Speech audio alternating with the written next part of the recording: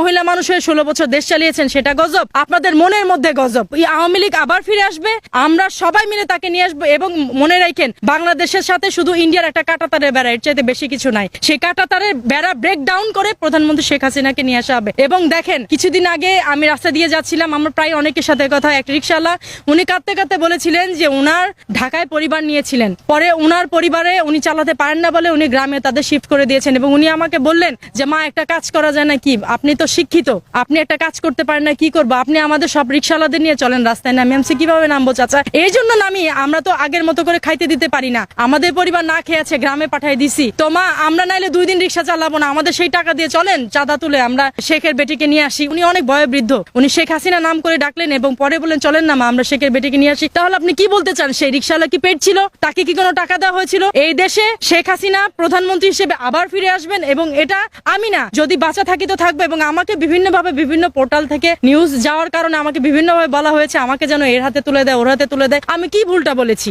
আমি সাধারণ মানুষের কাটার থেকে আমি নিরাপত্তায় ভুগছি, অনিরাপত্তায় ভুগছি, আমার 5টা মৌলিক চাহিদা পূরণ হচ্ছে না, আমার বাসা ভাড়া দেওয়া, আমার সংসার নিয়ে চলা কঠিন। আমি বলবো না আমার কথা? আমি কথা বললে আপনার ট্যাগ লাগিয়ে দিবেন প্রধানমন্ত্রী শেখ হাসিনা, যে তার পক্ষে কথা বলছি, তার পেইড। আমি আওয়ামী লীগ না, আমি আওয়ামী লীগ না, আমি তার পেইড না, আমি কারোরই পেইড না। আমি দেশের সাধারণ মানুষের জনগণের কাতার থেকে বলছি, আমার পেটে ভাত নেই, আমার নিরাপত্তা নেই। আমি বলবো না আমার সুবিধার কথা, অসুবিধার কথা? তাহলে কেমন দেশে আছি আমরা?